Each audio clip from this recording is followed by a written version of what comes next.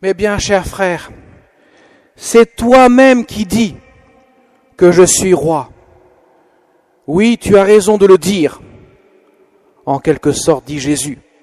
Mais ma royauté n'a rien de comparable avec ce que tu peux observer dans le monde. Laisse sembler dire Jésus à Pilate. Tu ne comprends pas. Parce que ma royauté n'a rien de comparable à celle que tu observes. La royauté du Christ est fondamentalement différente de toute royauté humaine, terrestre. Elle n'a pas de fin. Elle est éternelle. Et pourtant, elle semble si faible. Le Christ va instaurer son règne à un moment précis qui semble de la pure folie. Pour les hommes, ça reste un événement qui est comparable à un échec cuisant. Mais pour Dieu, c'est la victoire. Le trône du Christ est une croix. Et il instaure son règne sur la croix. Et son règne est instauré non pas quand Jésus est encore en vie.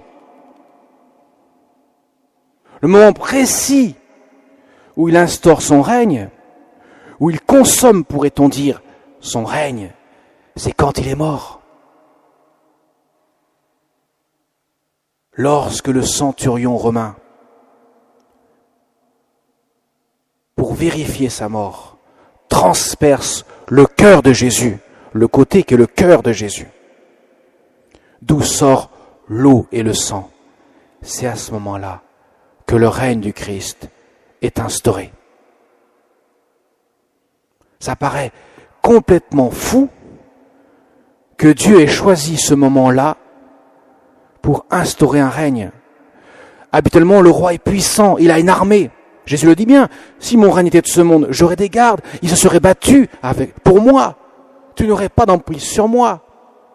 Je ne serais pas devant toi. Ma royauté n'est pas visible à la manière des royaumes de ce monde, dit Jésus. Le règne du Christ s'instaure sur une croix au moment où Jésus a son cœur transpercé, parce que son cœur est l'origine même de son règne. C'est l'amour du cœur de Jésus qui est le règne de Dieu. Au moment où Jésus ouvre son cœur et déverse sur le monde l'abondance de sa miséricorde, comme il le dira à Sainte Faustine, c'est à ce moment-là que son règne est instauré. Et ce règne vient dans les cœurs. Mes amis, en ce jour, ouvrons nos cœurs au Christ. Ouvrons notre cœur à l'amour du Christ. Le Christ semble nous dire, ton cœur est quelque peu froid à mon amour. Ouvre-le, fais-moi confiance, abandonne-toi à ma miséricorde, et tu en verras la grandeur, la puissance et la beauté. Mes chers amis, le règne du Christ, comme le dira Jésus, n'est pas là ou encore là-bas. Si on vous dit que le règne de Dieu est là, n'y courez pas. Il n'est pas visible comme on verrait quelque chose de merveilleux. Il commence dans les cœurs. Le règne du Christ commence dans les cœurs et s'épanche dans les cœurs. Pour en faire partie, très simple, c'est pas compliqué. Ouvrez votre cœur à Jésus et il viendra en vous. Mais pour cela, il faut faire confiance. Le problème, c'est qu'aujourd'hui, l'homme a besoin de vérifier. Malheureusement, même nous chrétiens, souvent nous marchandons avec le bon Dieu. Nous avons besoin de vérifier si notre prière va aboutir ou pas, si notre prière produira des fruits ou pas. Quand nous demandons quelque chose à Dieu, nous semblons lui dire « T'as intérêt d'exaucer ma prière parce que tu vas voir ce qui va arriver. Je veux bien faire ceci, cela, des efforts, mais à condition que j'ai la récompense. » On peut marchander ça avec les puissants de ce monde, mais pas avec le bon Dieu. Pourquoi ? Parce que Dieu, il est tout amour. Et l'amour demande une réciprocité de confiance. Le Seigneur nous aime plus que nous pouvons nous aimer nous-mêmes. Notre amour est froid face à celui de Jésus qui est brûlant. Et il attend que nous nous abandonnions comme un enfant s'abandonne dans les mains de sa maman ou de son papa. Une confiance absolue. Parce que Dieu, à la différence de tous les hommes, c'est qu'il ne peut pas se tromper. Il ne peut pas nous égarer.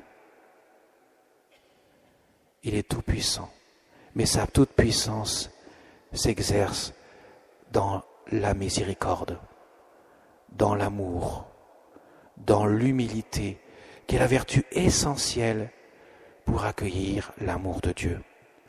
Mais tant que l'homme voudra jouer d'égal à égal avec Dieu,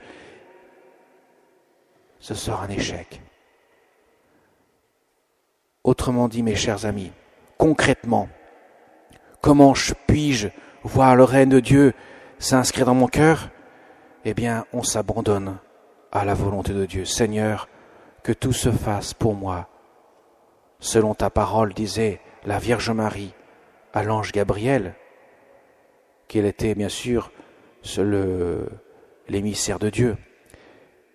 Eh bien, pour nous, c'est un peu la même chose, c'est même la même chose.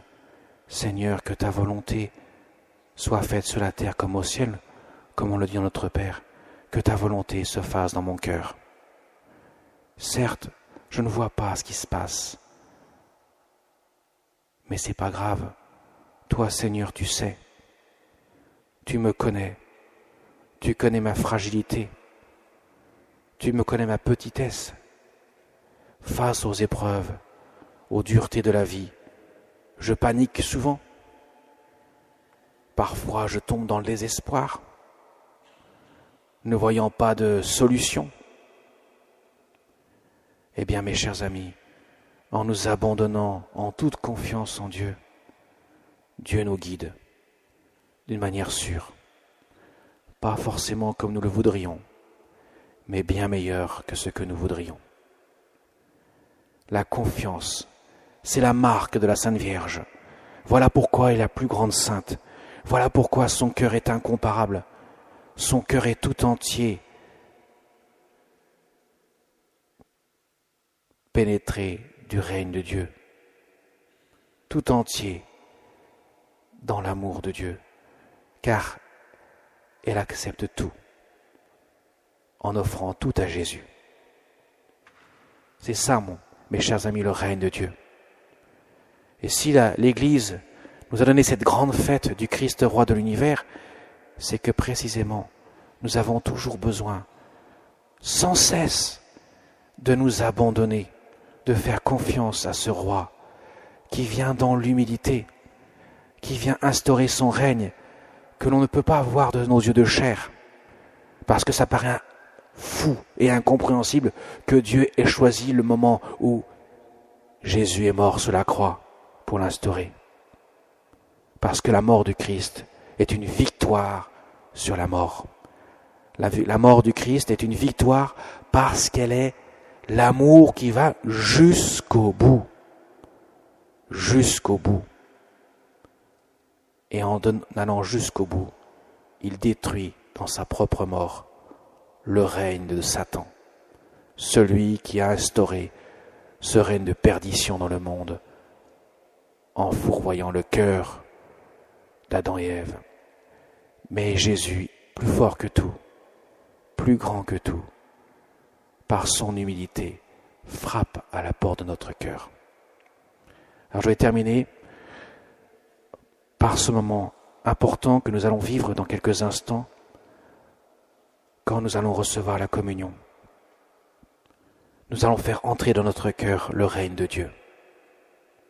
Mes chers amis, prenez ce temps comme un moment unique, un moment précieux, que vous êtes venus chercher ce matin pour que Jésus règne dans votre cœur. Dites un immense merci à Jésus. Le mot Eucharistie veut dire rendre grâce. Merci à Jésus pour ce règne, le règne de son amour que nous pourrons toucher en quelque sorte par le mystère de son corps et de son sang que nous recevons dans la Sainte Communion. Amen.